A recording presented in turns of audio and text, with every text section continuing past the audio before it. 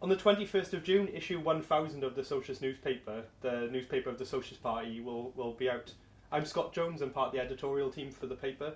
I'm here with Peter Taff, who's the General Secretary of the Socialist Party, and a former editor of the Militant, which was a predecessor of the Socialist newspaper.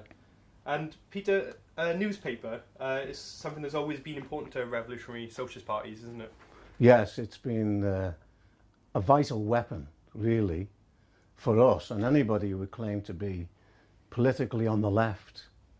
You really don't have a voice, an effective voice, unless you have a newspaper that can carry out the views of the party in a day in and day out, and also carries in that paper different aspects of articles, for instance, on propaganda, agitation, theory, and so on. It has many tasks, in other words. Plekhanov in Russia, he gave a very good summing up, really, of the aspects of a newspaper when he spoke about agitation, propaganda, and theory. Agitation is taking one idea to a broad mass. Propaganda is taking the case against capitalism, the case for socialism, to a more developed layer of the working class. And of course, theory, which is what we deal with in our journal Socialism Today, and in some of the articles in the Socialist as well, because we don't believe that the paper has to be so highbrow that the average worker wouldn't read it. Not all workers will read the theoretical material in our paper, but we have to make that accessible. Theory is dealing with the processes developing in society, in the labour movements, and so on. Mm-hmm.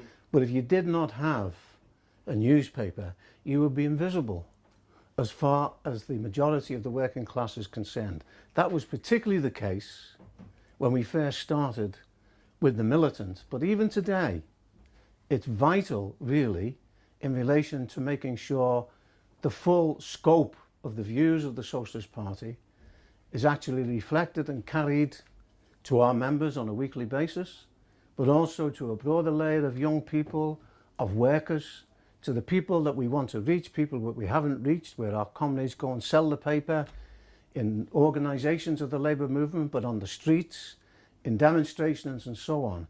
And if you did not have a newspaper, you would not be able to reach those people, you would not be able to affect them, to change their outlook and to win them to the ideas that you're putting forward. So a newspaper is very important. A newspaper in general for the ruling class. The newspapers are crucial in their attempt to mould public opinion, and they actually boast that they can really determine the mood of the population. Now that has to be taken with a certain pinch of salt, because of periods of high tension, of periods of revolutionary eruptions, they do not have the influence when the mass of the people move beyond the norms of capitalist society. That's when a newspaper of the labour movement, of the Militant, of the Socialist Party comes into its own. And there are many, many occasions I could give and will give to you, if you ask me the question, of when we've had a decisive effect on the development of events through our newspaper that struck a chord amongst working people. Sure. And how did our newspaper, the Militant, now the Socialist, how did it first come about? Well, from very humble beginnings. It began with an idea. It began with a handful of people, no more than probably 40 people nationally, where we had a basis in Liverpool, where I come from, as you can tell from my accent. From South Wales, we had a small group. We had people in London, again a small group. We had comrades in Nottingham, contacts and so on. But we were all young, and therefore our vista was very broad and very long. We were enthusiastic, we broke no obstacles, we collected the money for the production of the Militant. We had a very strong basis in the Labour Party Young Socialists. For instance, I was a member of the Birkenhead branch of the Labour Party Young Socialists. There was 20 to 25 branches on Merseyside alone. Most of them were outside the influence of militants as it began. We really developed our position by arguing in the Merseyside Federation. We actually controlled two branches of the LPYS. But over a period of 2 years, we won over the majority. Then it was decided that I moved to London to be the first editor of the paper. The first issue of Militant was published in October 1964. It kind of coalesced with the Labour government of Harold Wilson at that stage. It was a very poorly produced, but we were very proud of it, a 4-page paper. In fact, the Militant started out as an 8-page paper, and then we had to retreat within 2 issues to a 4-page paper. But nevertheless, we continued with that in its form for a number of years, and then we went over to a fortnightly, then we went to a weekly, but all of that was connected with the development of events, which we will speak of, and how we intervened in those events and how we built our support amongst young people and amongst the Labour movement as a whole. And we built up the position eventually over time, I'm talking here of years, into an organisation of 8,000 members in the 1980s, with a very powerful paper that had a huge influence, as we will discuss, and also with an apparatus that was the envy of other organisations, where we had at one stage well over 300 full-timers. At one stage, 350 full-timers who worked on the paper, on our industrial work, on our youth work, and other aspects of the work of our party. And of course, this was a source of envy and a source of an attack by the right wing, who attacked us. You know, how can you be just a newspaper when you have so many full-timers? And we said, well, it's with difficulty. We had to collect the money from our supporters, and not just the ones who were closely involved in the paper, but people who gave money on the basis of the job that we were doing at that stage. And when they argued with us, well, you're obviously more than a newspaper, you're a party. We said, no, we are a newspaper. We're organised, we never denied that. Your problem is we're better organised than you, and we're more effective than you in getting the support. For instance, we concentrated on the Labour Party Young Socialists, and the paper was crucial for that, because we carried the events of the Labour Party Young Socialists, we carried material from our own comrades, but also from our opponents. We had very friendly polemics, if you like, arguments between us and different people on the left. We collaborated with the left. We had a close collaboration with Tony Benn, with people who supported the Tribune newspaper. We approached them not in a sectarian manner, but in a friendly manner, but we weren't hesitant about raising what our ideas were and our differences with them. And we organised debates and discussions in the Labour Party Young Socialist branch meetings, at the national conferences of the Labour Party Young Socialists. The paper was always sold. We insisted there were basic tasks to be a supporter of the Militant. You had to write for the paper, even if it's a small report on some incident in the Labour Party Young Socialists in a factory. You had to sell the paper. At that stage, it was mostly sold in the Labour Party Young Socialists and in the Labour Party. Not like it is today, where it's mostly sold on the streets and in the factories and so on. Most of our sales, and they were considerable sales, because the Labour Party was a mass organisation that was growing under the impact of the crisis, under the impact of the Labour government of 1964, of the Harold Wilson government, which didn't carry out the demands of the working class. And that was in the period, by the way, when there was still a boom in world capitalism, and yet there was discontent that was reflected inside the trade unions and inside the Labour Party. And the paper was crucial. We insisted on getting it out each week. At one stage, we went to a twice weekly in the Merseyside area. We produced 2 newspapers in Liverpool. We produced a national weekly, and we produced the Mersey Militant, which was produced really weekly, and was sold in the Liverpool Labour movement itself. So the paper was the central thread, the organiser of our activity, the outline of our ideas, the educator of our supporters and of those people who read the paper. It fulfilled, really, the basic tasks of a Marxist paper. There was a pride in our newspaper, because the members who were selling it wrote for the newspaper, as they do today, actually collected money for the newspaper in the pennies, in the pounds as it was then, in the shillings, which is not featured today, in the currency and so on. All of that contributed to the building up of our paper. And we were very proud of it at that stage, and we're very proud of our history, that we did that. We had no financial backers from big business. We got no subventions from the trade union bureaucracy, from the official leadership. We got no money from Russia. Why would they give to, why would Stalinists give to Trotskyists? It's more like they would give you a pickaxe in the head rather than make financial contributions. But that's the kind of accusation that was made against us. And you've just obviously talked about how important the role of the paper is, and some of the specific struggles you've touched on. How important were they in the fight against the poll tax, for example, or the struggle in Liverpool against Thatcher's cuts? Well, they were vital.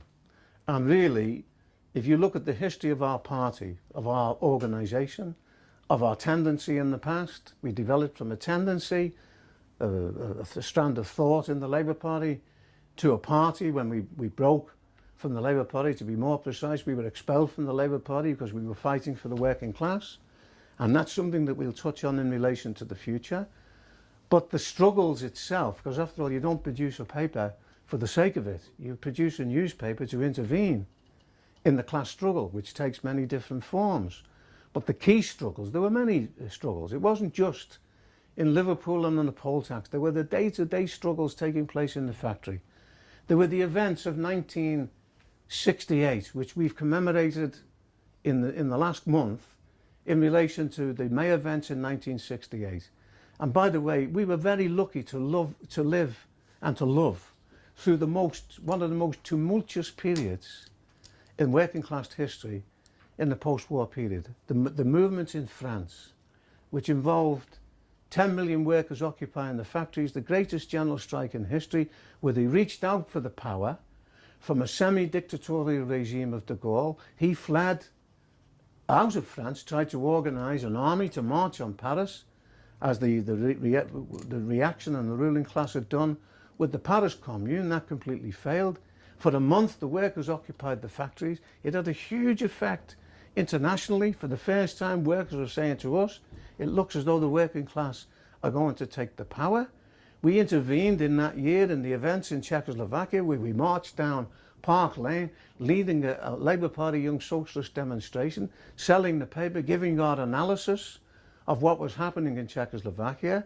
We did the same thing in relation to the Portuguese Revolution in 1974, when the Times newspaper said capitalism was dead because 70% of industry had been taken over. Now that was premature because the counter-revolution managed to claw the position back, and because there was no mass revolutionary party there, the Portuguese workers did not take the power. We intervened in Spain and in many struggles internationally. But the key issues and the dates for the development of our paper was, as you've said, Scott, the question of what happened in Liverpool between 1983 and 1987. And we went from a handful of people at that stage to become a tremendous force. We had 1,250 committed supporters of Militant. You would call them members. That's what the right wing would call members of Militant today. They organised that struggle. They were the backbone of that struggle. I've just come back from a meeting in Liverpool that commemorated those events. And we formulated a policy of a needs budget. We convinced the Labour movement. We never had more than 11 councillors who supported us, but our ideas were adopted and taken up by the Labour movement, by the District Labour Party, and the setting of a needs budget, which forced Thatcher to retreat because she was fighting on two fronts at that time. She was fighting on the front against the miners, and she was fighting against Liverpool. Then she settled the miners' dispute, or she gave concessions to Liverpool, which were the biggest concessions given to councillors, apart from Lambeth, which joined in the struggle, didn't go as far as we went in Liverpool. And then when she settled with us, and the miners' strike was defeated because of the role of the TUC, then she turned on Liverpool. She would not have been able to carry through the purge she carried through, or was carried through, without the support of Neil Kinnock and the right-wing leaders of the party. And at each stage, our newspaper charted that. In fact, this book on the rise of militants, and this one, which I've written from militant to the Socialist Party, charts the struggle. And then Thatcher came out after Liverpool, demanded that Kinnock carry through the expulsions. It was carried through. They thought by cutting off the head, which was the militant editorial board, the body would die. That didn't happen. We went on to the victories after that in the poll tax struggle. And in that, we had illusions to begin with. We thought, well, we have to try and win the Labour movement to our position. If we get the trade unions, we get the Labour Party.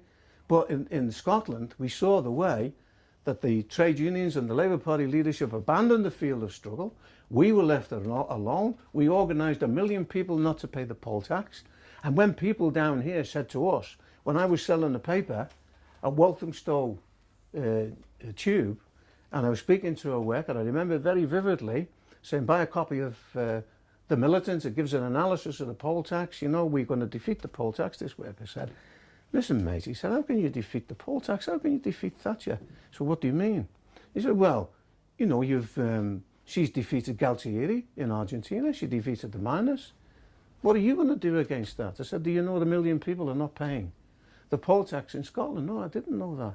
And that was the propaganda of the deed that we took up and spread through our work around the paper to the labour movement here, so that when the poll tax was implemented, a year later, all hell broke loose. We had unprecedented mass meetings. We were able to lead mass movements. That's what we're all about.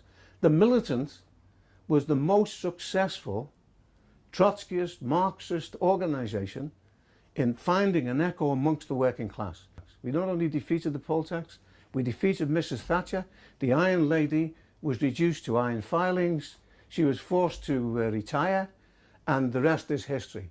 And then, of course, we had the collapse of Stalinism and so on, and that created a new situation in 1990-91 when there was a capitalist counter-revolution in Russia and Eastern Europe, and that was used for an enormous international campaign against the ideology of socialism in favour of capitalism, if you like, and that's been the kind of cloud that has been hanging over the labour movement to one extent or another since. But we carried on. We analysed the situation. We were still engaged in struggle. We were arming the working class for the future battles to come. And just on that period you're talking about, obviously in 1997, that's when the Militant became the Socialist. Why did we change our name at that point? Well, because there was a big debate in our ranks. Not everybody agreed with the decision. There's some very good comrades who maybe even to this day think that we should have Militant rather than the Socialist Party. That's their prerogative. We're a democratic party. We had a thorough discussion. It went up to our National Congress, and we took a vote in favour of changing the name. And the basic reason why we changed the name is because the word militant, when we first called our newspaper Militant, was identified with the more advanced layer of the working class and industrial struggle. But it then began to be used by the press. It's still used in that sense as well, but it's muddled up and confused by the press using it to develop, for instance, militant Irish republicanism, militant fundamentalist. People judge you very often, from a distance at least, by your banner. And we thought, and we think we were correct on this, that if we change our name to Socialist Party, and the Socialist newspaper, that would be more in tune with what we were trying to say at that stage, which was what?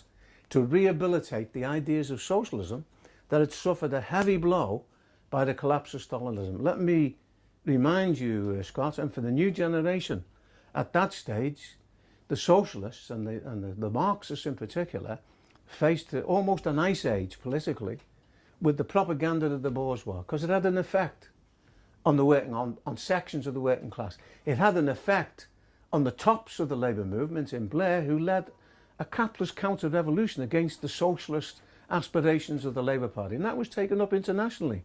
So now social democracy in its classical form is finished. It cannot exist as a viable, stable form today, because events have delivered a blow in the crisis of the world economic crisis of 2007. You couldn't find a greater confirmation than Marx or Lenin or Trotsky's ideas, of Engels' ideas, in the gross inequality that exists in capitalist society at the present time.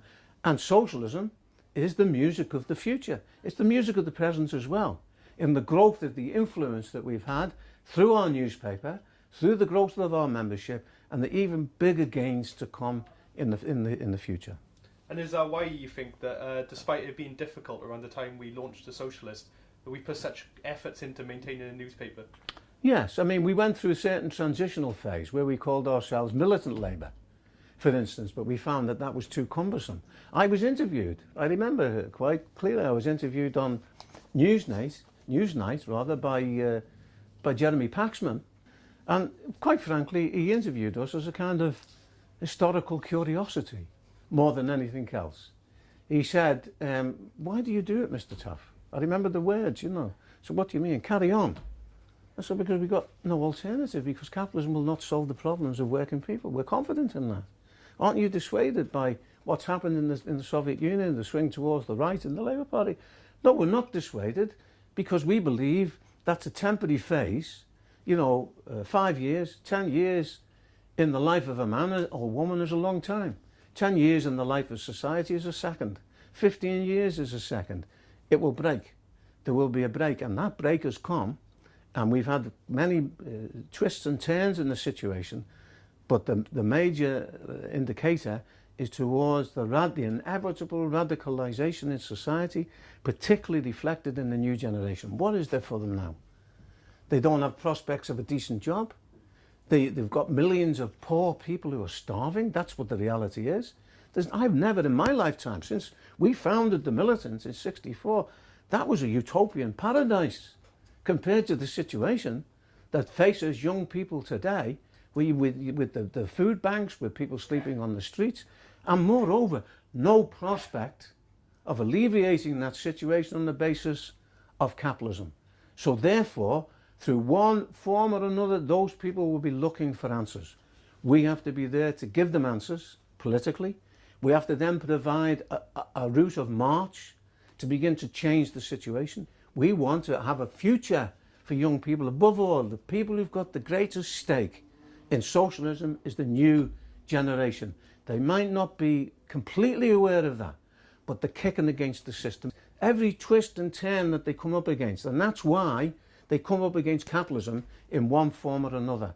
That's the first stage. The next stage, fighting against capitalism, and then, well, in one factory, in one school, in one workplace, no, there has to be a general solution to the problems of society. That's where we come in. Then what is the instrument for creating this new society? Otherwise, it's words which disappear into the stratosphere. It has to be a party, again a party, and once more a party, a democratic and socialist party with internal democracy and discussion in order to rearm politically this new generation for the struggles to come. That's what the Socialist newspaper is all about. It's in a weekly form at the moment with limited newspapers. I make a prediction. It will go into a more regular paper, maybe twice weekly, the dream that we had in 1964. It will have more pages, and eventually we'll have to have a daily which will cater for the kind of multitude of struggles that will break out. And who knows there when. That has to complement other forms of the mass media that are an important feature of the struggle today. Okay, thank you, Peter. Thank you.